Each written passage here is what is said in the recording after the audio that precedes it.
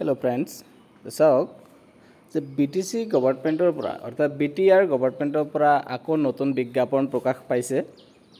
ইতিমধ্যে কিন্তু বিটিআৰ গভৰ্ণমেণ্টে বহুখিনি ৰিক্ৰুটমেণ্ট প্ৰচেছ চলাই আছে একেলগতে হয়তো 2-3 মাহৰ ভিতৰত বা এনেকুৱা 2 মাহৰ ভিতৰত আমি ক'ব পাৰোঁ যে যিমানখিনি ৰিক্ৰুটমেণ্ট প্ৰচেছ চলি আছে গোটেইখিনি কিন্তু এপইণ্টমেণ্ট প্ৰচেছ কমপ্লিট কৰিব। আৰু ইতিমধ্যে আপোনালোকে নিশ্চয় গম পায় যে এলপি ইউপিৰ যেটো ৰিক্ৰুটমেণ্ট প্ৰচেছ আছিল আৰু এলপি ইউপি আৰু ৰিক্ৰুটমেণ্ট দিব লগতে আপোনাৰ জিটিপিজিটিৰ এটো প্ৰচেছ চলি আছে ভেৰিফিকেশ্যন চলি আছে তাৰ লগতে 420 পোষ্ট ৰিসেন্টলি প্ৰকাশ কৰিছে যেটো হল ভিজিডিসি সেক্ৰেটাৰিয়েট এটো আপোনালোকক জনাইছো আৰু এতিয়া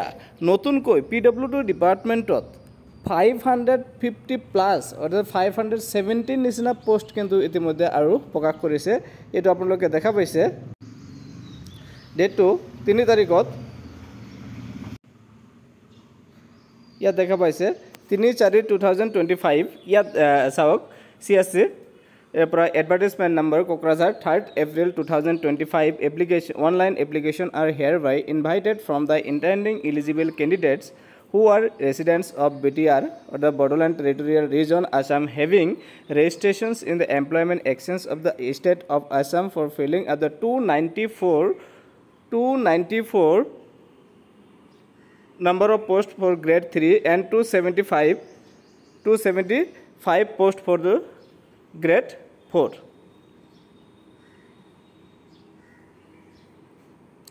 grade 4 কাৰণে 275 আৰু গ্ৰেড 3 কাৰণ 294 টোটাল 550 প্লাস পোষ্ট এটো মুকলি কৰিছে আৰু এইখিনি এপ্লিকেশন কৰিব পাৰিব এইবিলাক ক্যান্ডিডেটে যিবিলাক ক্যান্ডিডেটে বিটিআৰ ৰিজনৰ বসবাস কৰে অৰ্থাৎ বিটিআৰৰ ক্যান্ডিডেট হয় এইখিনি অসমৰ বিলাকো কৰিব পাৰিব কিন্তু এটো গভৰ্ণমেণ্ট প্ৰচেছ যেটো আছে প্ৰচেছত আপোনালোকৰ সিলেকশন প্ৰচেছটো কেনেকৈ হবে এটো পিছত গভৰ্ণমেণ্টে ডিসাইড কৰিব কিন্তু ইয়াত যিখিনি উল্লেখ কৰিছে এই হিচাপত বিটিআৰৰ যিখিনি ক্যান্ডিডেট এইখিনিহে ইয়াত এপ্লাই কৰিব পাৰিব তাৰ লগতে ইয়াত আপোনালোকে দেখা পাইছে এইখিনি recently 60 villages from the Bishwanath Honitpur district Udalguri district and ইয়াৰ পৰা 60 villages যেখিনি আমাৰ বিটিএডি অন্তৰ্ভুক্ত কৰা হৈছে এইখিনি ক্যান্ডিডেটও কিন্তু ইয়াত এপ্লাই কৰিব পাৰিব আৰু ইয়াৰ লাষ্ট ডেট যেটো আছে এপ্লিকেশনৰ লাষ্ট ডেট ইয়াত আপোনালোকে দেখা পাইছে যে 7th April 2025 to 21st April 2025 অৰ্থাৎ অহা 7 তাৰিখৰ পৰা আপোনালোকৰ এপ্লিকেশনটো হ'ব আৰু এপ্লিকেশনটো কোড কৰিব centralselectionboard.com অৰ্থাৎ csc.com যেটো আমাৰ বিটিআৰৰ এপ্লিকেশন প্ৰসেছ যেটো আদাৰ্স গ্ৰেড 3 গ্ৰেড 4 আদাৰ্স যেটো ভিজিডিসি যিমানখিনি জব লয় এইটো সাইটতে হয় আৰু ইয়াতে দেখা আছে যে interested candidates may visit the official website of CSB